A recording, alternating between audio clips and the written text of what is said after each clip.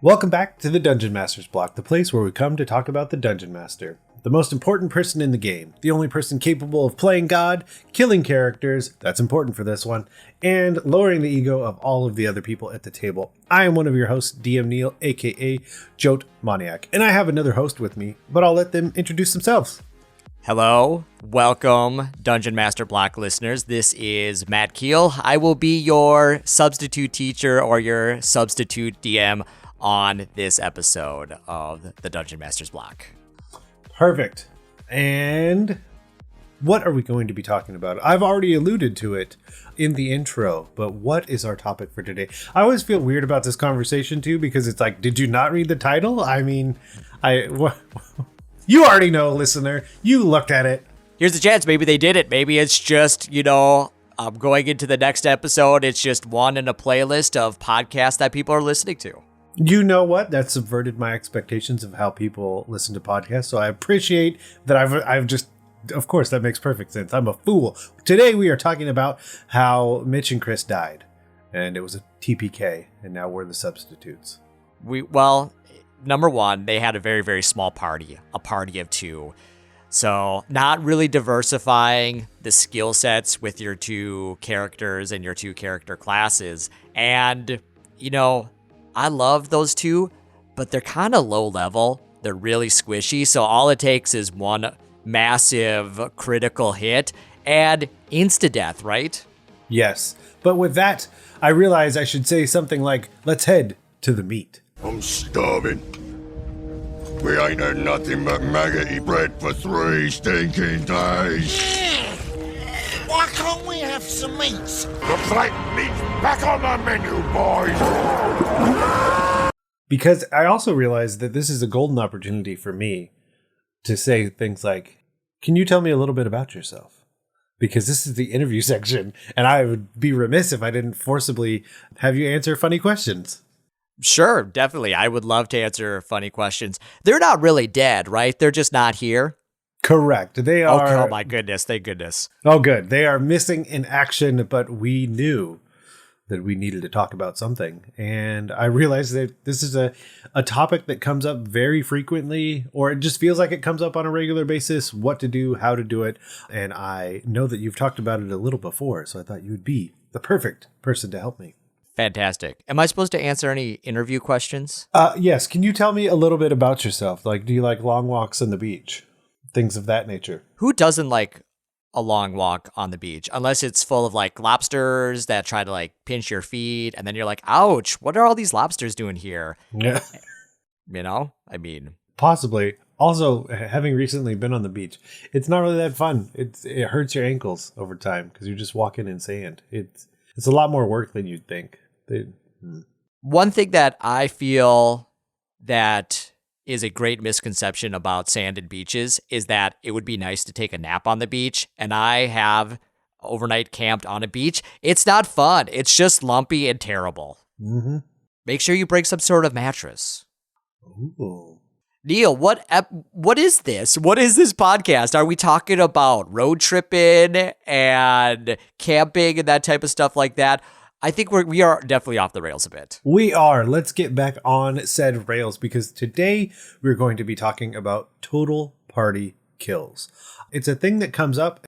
It's such a momentous occasion. And I feel like if a person, by person, I mean a DM, a GM, whatever title you have, hasn't planned for that eventuality, it will blindside you. And it will not be, potentially it won't be fun for you or your players. So we're going to talk about what is a TPK, what is our experience with them, what we think you could do with them, and hopefully help you out by having this conversation together.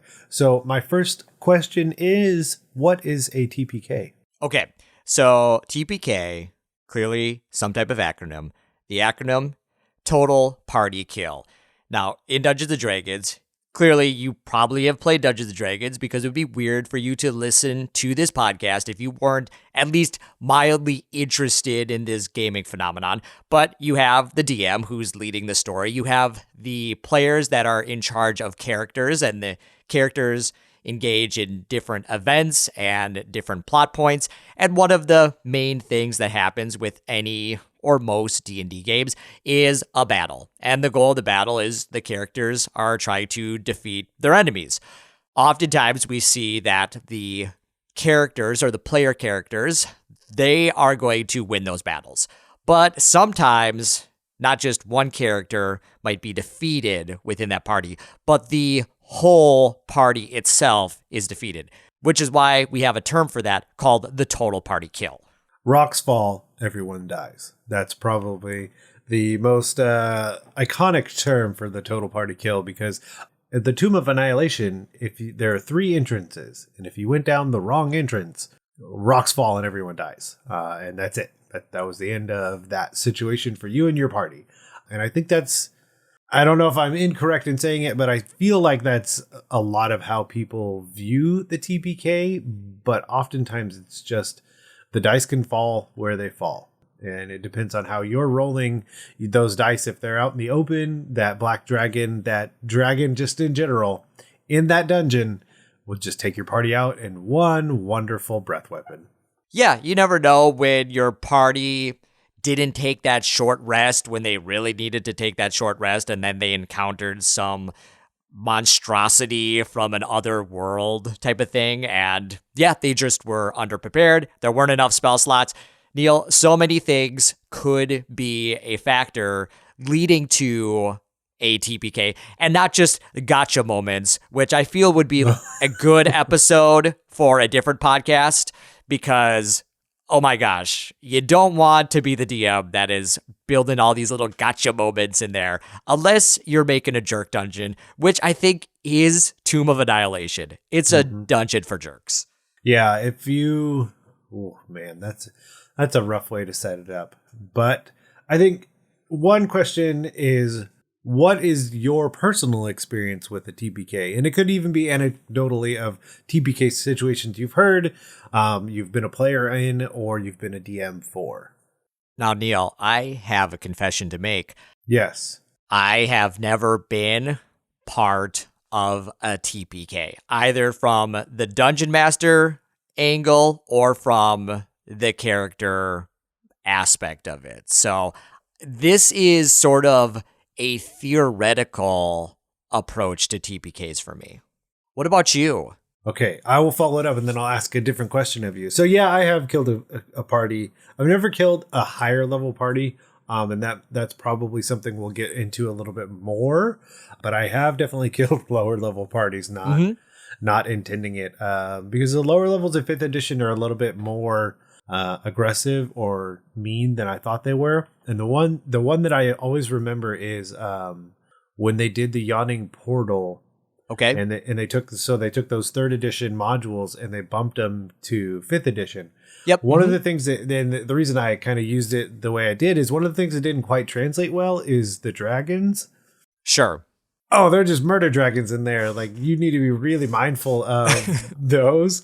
Yeah. I wasn't paying attention until you have the very small white dragon in the first one, and it was just like breath weapon, everyone dies. I'm like, so I literally, it was either afterwards or during, I pulled up the stats and like pulled up the old 3rd edition stats and the 5th edition stats and kind of cross-referenced them, and I was like, oh, I see what happened. Okay.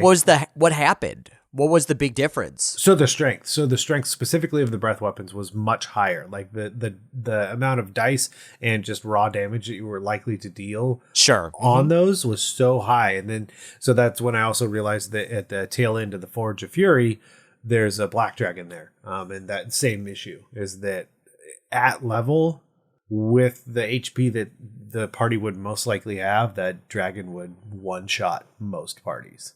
Yeah, I don't know what the algorithm is specifically for calculating the challenge rating, but sometimes it does seem like it does not completely factor in AoE type weapons or attacks, because yeah, if you have an unlucky batch of people who do not make a good saving throw, well, you know what? You can have everybody go down in one fell swoop. Yes, you can. Oh. Have you ever heard of a terrible TPK that just like sticks out in your mind? I don't think I have a specific anecdote, but I definitely have heard these tales of these encounters that are just completely unbalanced per se. So who knows exactly what the experience was. Actually, can I take this back a little bit? I'm going to narc on a friend of mine. And that friend of mine is called Josh Rysted. Yes, I was so hopeful that this is where this was going to go. And please continue. Yeah, so this person is a dear friend of mine. He is one of my best friends in the world, and he is the co-host of Detentions Dragons, the podcast that we are part of, where we help new DMs, educators, and new players learn about D&D. Anyway, so Josh is running this campaign, and I am playing a wizard character. We are sneaking into some place, and things go super sideways. And what ends up happening is there are 3 of us, and we are up against a bunch of vampires. And I think some of them are like the vampire thralls. There might be like a legit vampire there. And we are getting our butts kicked completely. So I think, okay, this might be a little bit wrong. I might be like Rashomoning the whole situation.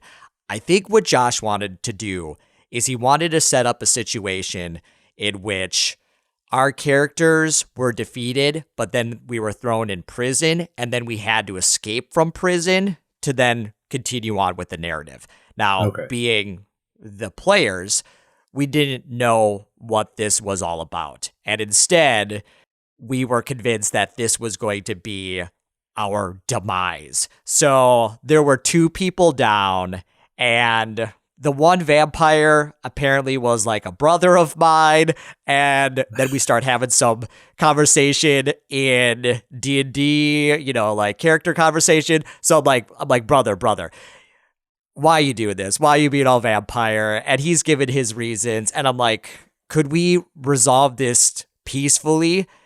And I told Josh earlier, like, I'm holding my action to do something very specific. You have to trust me on this. And he's like, okay, you can hold your action. And then the vampire brother says, no, you're not. We're not. There's no peaceful resolution to this. So I take out my staff of power, I think it's called. And the staff of power has a function where if you break it, it explodes and does, I don't know, like 20d10 of damage. And I'm like, Josh, I'm breaking this thing over my knee. And he's like, don't do it. And then my character's final words were, smell you later. And so I explode. Luckily, there's like a little provision in there when if you explode it, there's a 50% chance that you get transported to a different dimension or a different plane of existence. And that's what ended up happening with my character. But he had not intended it to go that way because it was going to be a total party kill in my mind. And I was backed into this corner. So I did the only thing that I felt like I could do. And it really disrupted the flow of the game. So it wasn't a true total party kill, but it had the flavor of the TPK. Definitely. That's so good. But it does start to get into our next portion, the pros and cons of a TPK. Because, and maybe it's just the nuances of a TPK, because a planned TPK versus an unplanned TPK are very different. Because do you feel, and this, just using that as a base, do you feel like there's a way that Josh could have talked to you about what would have happened that wouldn't have ruined it? Do you get like, so if he had talked to you before about, or like, is there any way that he could have given you enough clues without ruining the surprise of being in jail and having to get out? Sure.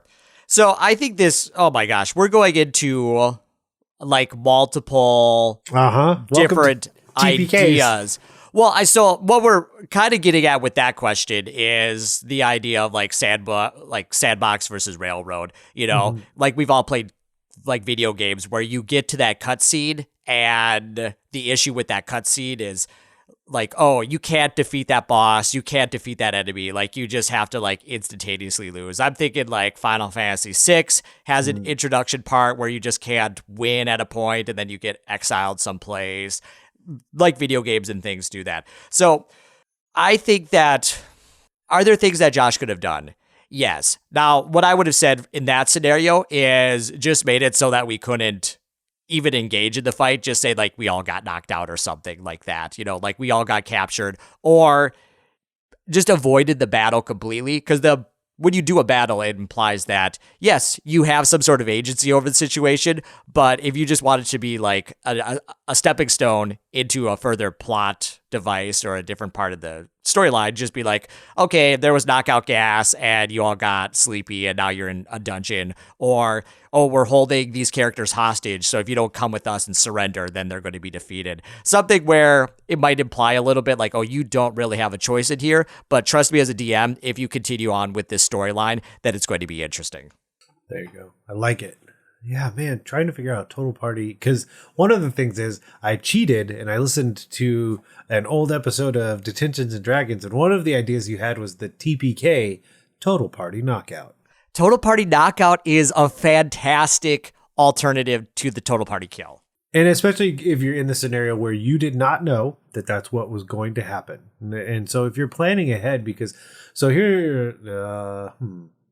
Sorry, I had to process how many of my players listen.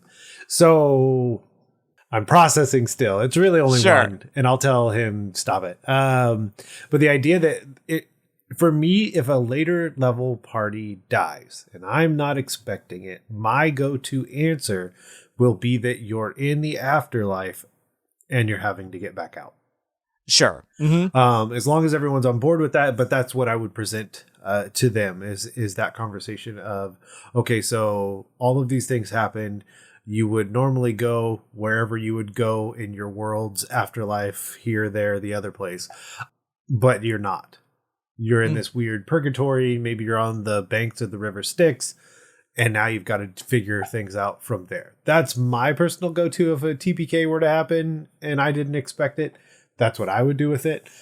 But yeah, having a contingency plan, I guess, is a good idea. But like planning a TPK, I think, like you said, like you can't allow any other option than death.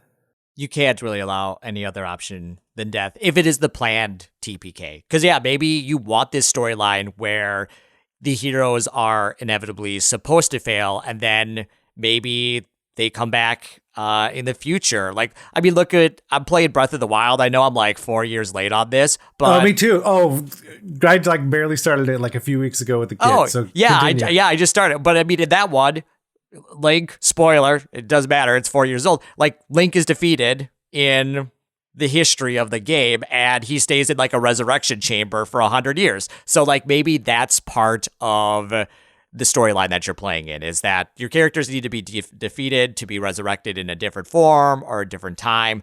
But again, this should be really something that is part of the storyline. Maybe this is hinted at, that type of thing like that, because this maybe is not directly related to pros and cons, but I think when you are the dungeon master, one thing you need to consider when you are playing the game you are with your players is the game of D&D you're currently doing.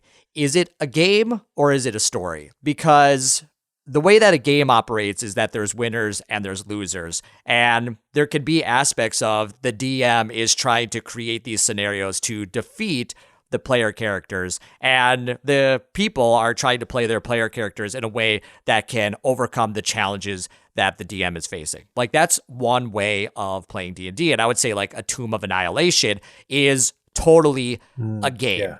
But Oh, gosh, but if you're like kind of doing what I feel is more a little bit, in vogue right now with D&D, it's about story, and it is about a collaborative storytelling game. So if you are telling a story, then you need to really think about, well, I don't necessarily want my players to die, but I do need to acknowledge that this could happen. So if the TPK happens, then you need to really see the TPK as some sort of narrative device that is going to compel the story forward. Because if death means that the story stops, then you failed as a dungeon master. Death really needs to be something that drives the story forward, and you need to decide what angle and approach you're going to take when you take or do a total party kill intentionally, or I would say more often than not, unintentionally.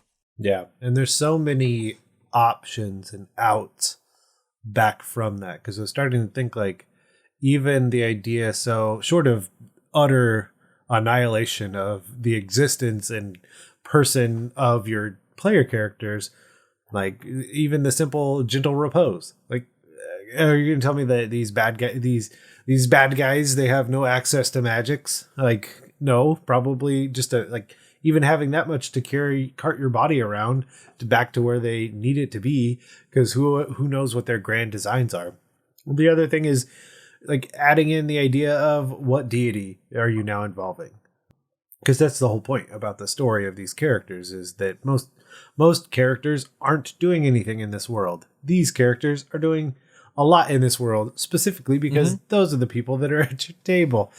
So then what deity has a hand in resolving some of those story points? And like you said, it could be 10 years, 10 days, 100 years between when they died and when they're coming back. And I think another thing that you have to think about is when the party is defeated, there needs to be some type of consequence. Like there should be a weight and gravity to defeat or death within your D&D game. And like the level of weight is going to be up to you as a dungeon master. If you want to kill off all of the characters and say, hey, you're all rolling new characters, then you need to decide, well, what is that going to do to the narrative of the game? Is it the next generation comes up to avenge these characters? Does the evil mage take control of the land, and now the next generation of heroes are trying to usurp the land from, this evil antagonist, that type of thing like that. So if you straight up kill the party, you would need to think, well, what's the next chapter in this story? But there's other mechanisms too, like you were saying with the deity, resurrecting them, tasking them to do a thing. It could be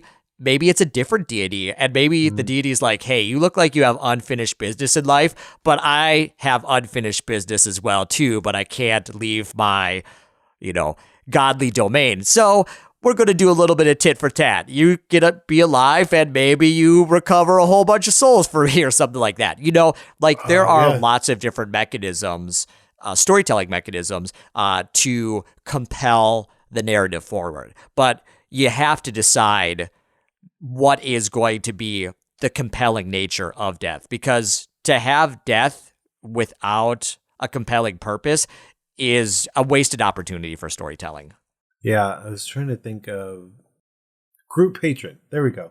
It was taking me a second. But the idea of a group patron coming out of that experience. And I mean, even someone going so far as like to take a level of warlock. And like you said, it's just figuring out what that story beat is afterwards. And hopefully you're at a place where you have enough trust at your table. But and I guess that's the other thing to hit on quickly.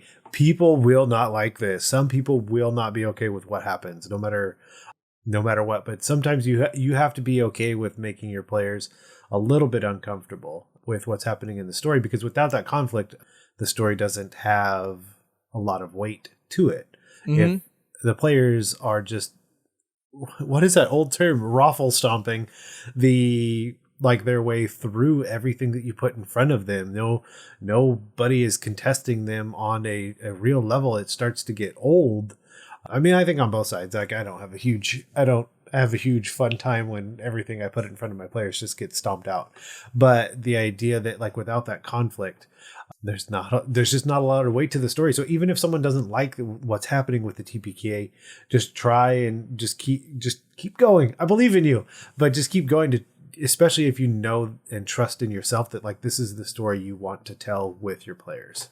Definitely. And finding the way to adapt that event, even if that might have not been in your trajectory of the storyline, is critical. Don't just stop there. Don't just be like, okay, all your characters are dead, roll new characters. Because I don't know, I just feel that, especially with things like death, it is more impactful to make those characters somehow survive with the consequences of their actions. Like, wow, we failed and the town burned down because we couldn't defeat the dragon. But if you're all dead and you're just brand new characters, who cares? Like, there are no long-lasting effects or consequences for that player, except like they had to make a new character and come up with a silly new backstory.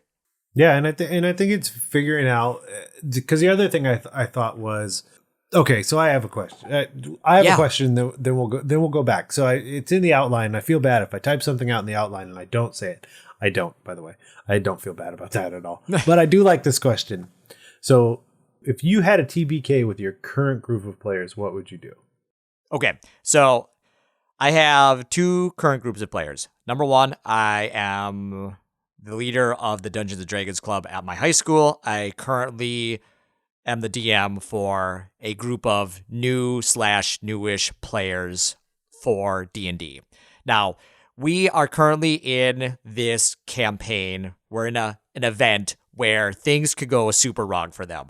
They are going to participate in a Coliseum-style battle against a character called Grayson the Storm. He is an eccentric billionaire who is a Goliath, so he's about 8 feet tall.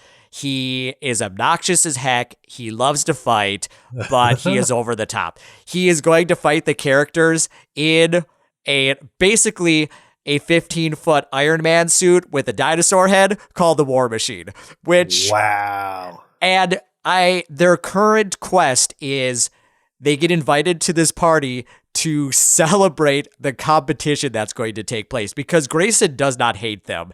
He loves fighting. He loves competition. So he's celebrating the occasion, and he has no ill will against them. There's just this wager that they're making for like magical artifacts. So I'm like, here's the deal. You need to figure out how you are going to sabotage Grayson or the War Machine. You can't kill him because there's too many guards there, and then you'll be defeated. So you got to be clever about this. So the last 2 sessions, they have been finding ways to like befriend Grayson, learn his secrets. One person broke into his private stash and took 2,000 gold pieces out of a vault, and another person is stealing magic stones out of a War Machine. So the point is there's still this opportunity for these players to be defeated by Grayson. And in my mind, I kind of have 2 trajectories. One is they defeat them and they get the artifacts. And number 2 is they get defeated, but somehow they become in service to Grayson to continue the cause that they originally working on. But now they have to deal with their new boss, which is this eccentric buff billionaire, Grayson the Storm. So kind of deciding what that's how I would handle my TPK at my current like club. Because here's the thing, high school kids, especially the group that I'm playing with, new characters, I've had kids cry when their characters have been knocked out in combat. So you have to kind of be cognizant that while TPKs are part of the game, there's a maturity level that they may not necessarily be ready to handle if their original character that they're infatuated with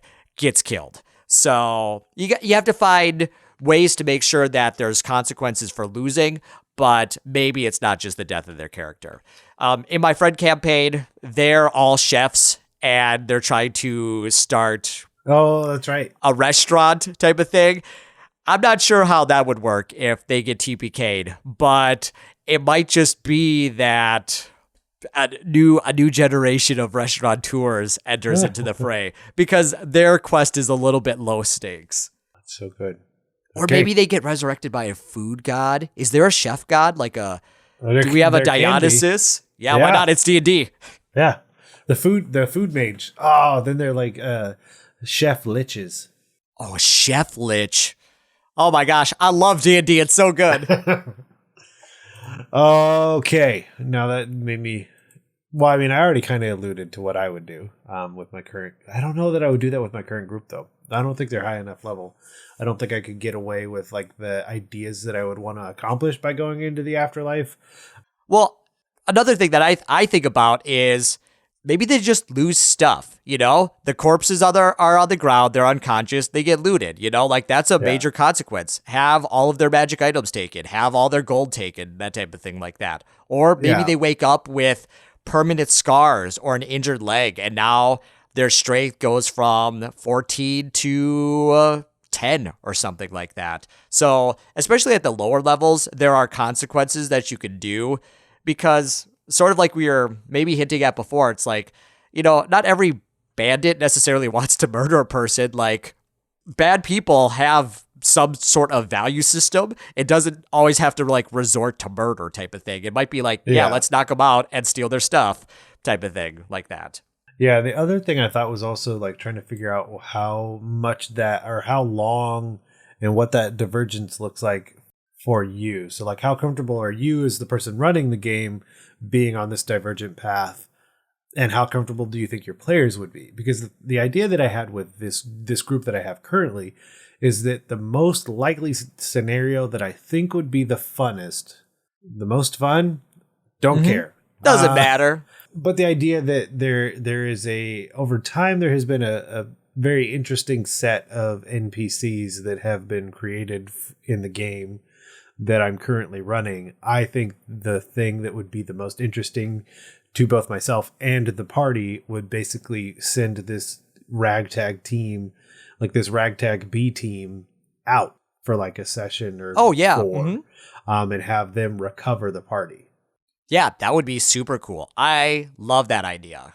I love the idea, and maybe it's because I've played a lot of D&D, and I've sort of grown from that stage in my D&D career, life, I don't know what you want to call it, where I'm like, this is my original character. I love this character. I want to be this character all the time. Now, if you give me a chance to be like any type of character, I'll love it. I don't even have a strong desire to like roll up my own characters. If I go to a convention or something and someone's like, do you want to play Halfling Ranger? Yes, I do. Do you want to play Tiefling Warlock? Yes, I do. Goliath Wizard? Heck yes, I do. Like, I don't care. I'm just like couldn't jump into it. So I think especially with more experienced players, it could be fun to like jump into a new character.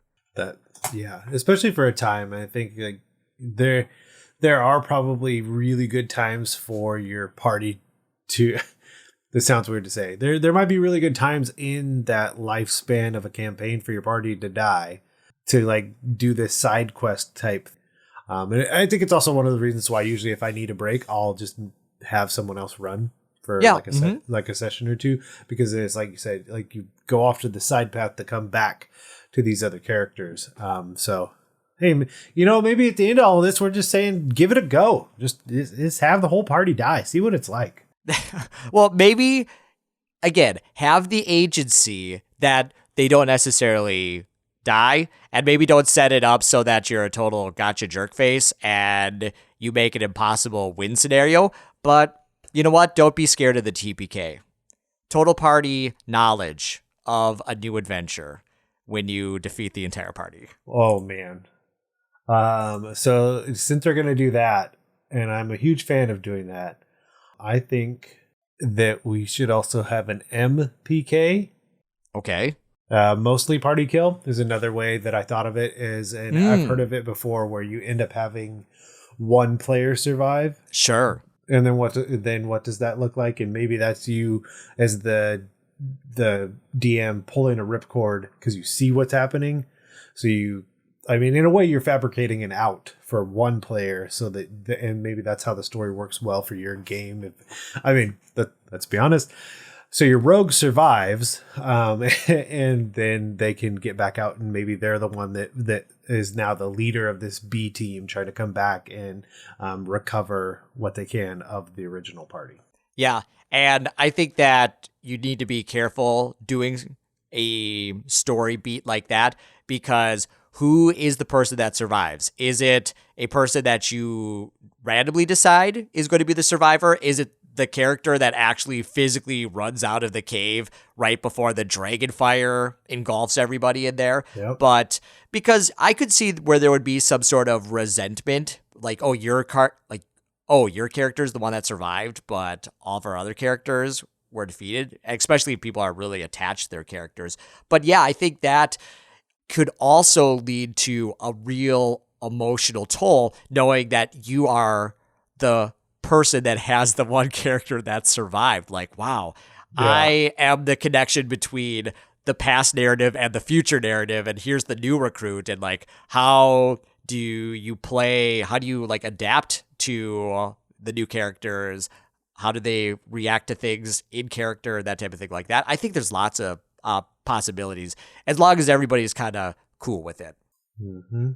Trying to just think of more things, because it's not an easy topic. And hopefully the things we were saying are even somewhat helpful, because as always, listen to your players. I don't remember that it is really that kind of thing. And I think if it happens, I think one of the absolute best answers in that moment is to be done right then with what's happening, to figure out what you and potentially your players want to happen next, especially if it's an unexpected TPK. Don't feel any obligation to continue. Like, let's say we're all there and I've planned out, or we've all allotted a 4-hour session, and the TPK happens at about an hour in. Mm-hmm. There's 3 hours that are not going to happen. And I think that's okay too. Like, there's no obligation. You didn't do anything wrong, but you do want to try and do the next thing right. Like that I can say that much. And so taking that moment to figure out, what are my next steps? Do I want someone to have maybe magically survived? Do I want them all to, again, awaken on the river Styx? Do they awaken and they're the B team? Like, being really mindful of what that next thing is and taking the time to do so, I think is really important. Yeah, and I know that D&D gets plugged a lot as yes and. You should always say yes and. But to suddenly be yes and now you're all defeated, I need to come up with something that is emotional and appropriate and fitting for the story and the players off the cuff, especially if you weren't necessarily anticipating something like this happening. I definitely think it is okay to throttle it back and say, hey, everyone, this was unexpected. We're going to have to be a little bit creative. I'm going to have to be creative where the story goes next, and be like, we're going to close the book on this session. And here's another thing. Why don't you just hang out with each other if you need that extra time? There's other games you can play, just because you're committed to 4 hours of D&D, maybe on a Saturday night or whatever. You don't have to necessarily play 4 hours. I think that over the long period of time, the players themselves will also value being mindful about the next step in the storyline, especially if there is a very unusual or unexpected turn of events.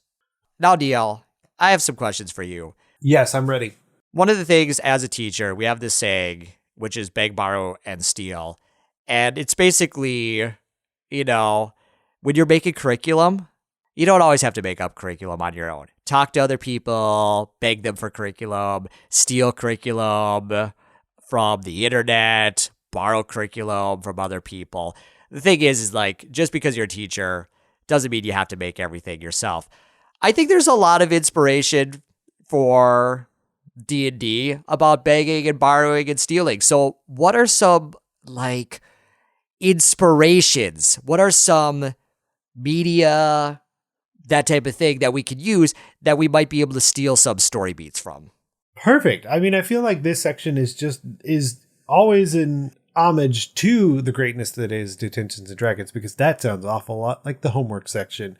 Also, it makes me wonder if I've just spent so much time in higher education that that's my mentality about everything. Like dungeon mastering, my job, when I do martial arts, literally just beg, borrow, steal, and figure out what works well for you. Mm-hmm. So I was trying to think of instances where a total party kill happens, because one thing I don't think we hit on is, done right, it could also be the end of a campaign, and that's not bad.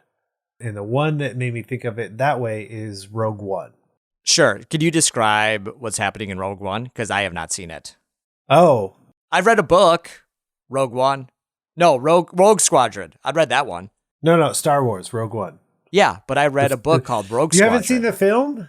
No, I haven't. It has a tall robot man in it, though. Okay. And it's about X-Wing pilots and stuff. Well, then, obviously what I'm about to say is going to change the movie for you. Darth Vader's at the end, isn't he?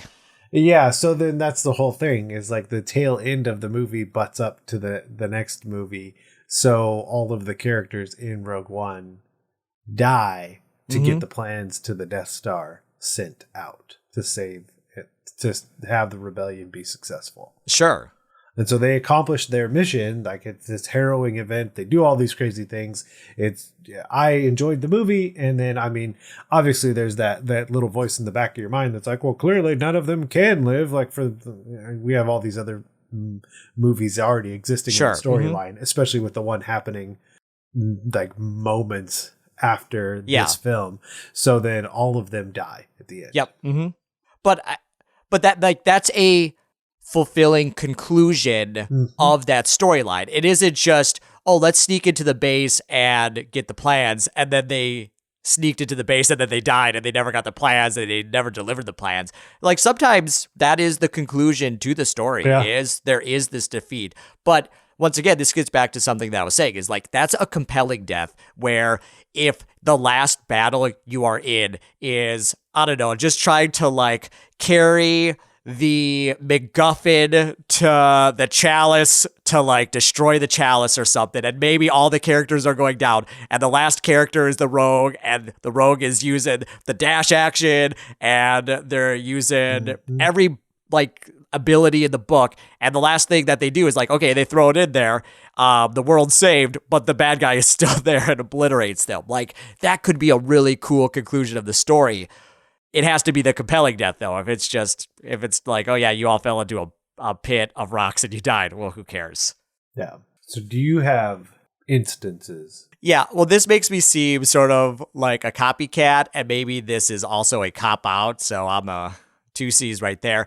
I think Empire Strikes Back is kind of a good version of, in my mind, of a TPK, where it's a more of a total party knockout than it is a total party kill. Because what do we have happen in Empire Strikes Back? Han Solo gets frozen, so he's removed from the party. He could come back. He might not come back. So kind of depends on what you as a DM want to do with this storyline. We have the defeat of Luke Skywalker, and it just seems like the Empire is getting stronger and stronger and stronger. So the party is defeated, but this kind of compels the characters into like a new direction. You know, Luke is, I was training to be a Jedi. Now I have to defeat my father. And then that leads to Death Star 2 and that type of thing like that. So I think that's a really cool example of this total party knockout leading to something more compelling. Okay. I don't know how you sparked this in my mind. And a lot of these are films. Do you remember the classic, wonderful film from 2010 called The Other Guys? No, I don't. Okay, starring Mark Wahlberg and Will Ferrell. Okay. But when it starts, so they're two like okay cops, but when it starts, like the ultimate cops in the precinct that are just like the best, the baddest, the most over the top, that duo is Samuel L. Jackson and Dwayne "The Rock" Johnson. Oh my gosh. I feel like I remember commercials for this. Yeah, and so it seems like these two are going to, like, they're the other guys, and they're going to have to, like, constantly compete with these two who are obviously just mountains of man and just the best that's ever lived. And they're so confident in their skills that they jump off of a building. Oh my gosh. And they die. Oh my goodness. In the film, like real early on, and you don't expect it. And so then it is tasked to the other guys to like be better cops. Yeah. Oh my gosh. You could totally use some sort of narrative thread like that within your D&D game for a total party kill. I mean, I think that would be super hilarious. It's so good. It was so unexpected too. Like I can feel the moment in that film when that happened, and I just didn't know what was gonna be next. Yeah, like, and I thought it wasn't real, and no, those characters were just gone. They never come back. It's not at the end. I was alive the whole time. No, they're just gone. They literally jump off a building and die. Now, this is going to make me lose my nerd cred. I had never seen a Marvel movie since Iron Man. That was the last Marvel movie I saw. And I think that was what, 2004, 2008? Yeah. Okay. So that was the last Marvel movie I saw. Then Disney Plus showed up and I started watching the Marvel movies. I'm like, oh yeah, I really am digging these Marvel movies. Why hadn't I been watching these movies when they were actually coming out? So it's kind of fun to, on a Saturday night or whatever, I like watch one Marvel movie for the next 18 weeks or whatever. Anyway, so a lot of them, like the early ones, are pretty, I don't know, by the book. Good guys win. There's usually some consequences. One that I think kind of serves maybe as a role for like a total party kill or total party knockout would be Captain America Civil War, because here you have two sides that are fighting against each other. And at the end, I don't think anybody truly wins. I mean, I guess Captain America wins, but maybe that's something that happens in your D&D campaign. Your party gets defeated and the party splits up because maybe there's like an opposing viewpoint. Maybe some of the characters are at the river Styx and there's like that demon lord who says, hey, you want to come back to life to get vengeance? And then the other characters are like, no, I'm going to Elysium. Like, I'm not pairing up with this dark fiend type of thing. So maybe you get this like differing, I guess, ideals that could also be a cool narrative device in your world as well too. And then I'm also thinking of like, okay, so then all these things happen because the other part is, and it's a lot to take on as a DM, but the idea of like having individual narrative paths that come back together, because so in my mind, if I have everyone go to the same place after death, something's broken with the death process. Yep. Because they're all together. Whereas most likely with the way often the cosmology in D&D worlds is set up, like so-and-so would go here, this person would go there, that kind of thing. But even having that be the case and then having them diverge back onto each other's narrative could be really interesting. Also, I looked up TV tropes for the total party kill. Man, that happens a lot in Final Fantasy that you alluded to it, but literally I opened up the video game section and it has examples from 1, from 5, from 6, from 7, from 8, 9, 10, 12, 13, and 14. Oh, it is so common in Final Fantasy. And I loved a lot of the early Final Fantasies. Number one, don't like Final Fantasy 1. Think the game has bad mechanics to it. But I do like Final Fantasy 5. I love Final Fantasy 6. I love Final Fantasy 4. I love Final Fantasy 7. Almost all of them have some sort of like, we're defeated, but then we kind of get specially resurrected at some point. Well, I feel like we have given a lot of information, but I want to thank you for coming on and spending some time talking total party kills. I am glad that I was able to be the substitute teacher here. Hopefully I was able to help the listeners learn a little bit more about TPKs and not to be afraid of them, but just to be cognizant of them. Definitely. And if you want to get a hold of us and tell us about the TPK that you've experienced with your party, no matter what side of the screen you're on, you can always email us at dungeonmasterblock@gmail.com. And of course, if you like this, head over to your podcatcher of choice and leave us a 5-star review because it helps. Word on the street. And if you want to follow us on the social medias, we are at DMS_block. That's at DMsBlock, or you can like us on Facebook. As always, the Dungeon Masters Block is a proud member of the Block Party Podcast Network, where you can check out other amazing shows like, are there any shows they should check out? I would recommend checking out Detentions Dragons, DMnastics, Dungeons and Dragons and Daughters, and more. But we just want to thank you for listening to the Dungeon Masters Block, the place where we come to talk about the Dungeon Master, the most important person in the game, the only person capable of playing God, killing characters, and lowering the egos of everyone else at the table. I'm DM Neal. Good night and good luck. And I'm DM Matt. Keep on dungeon mastering.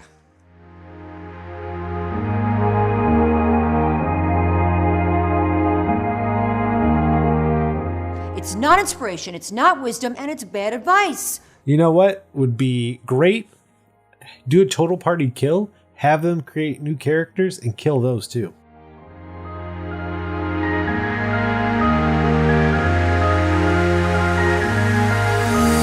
Goodbye.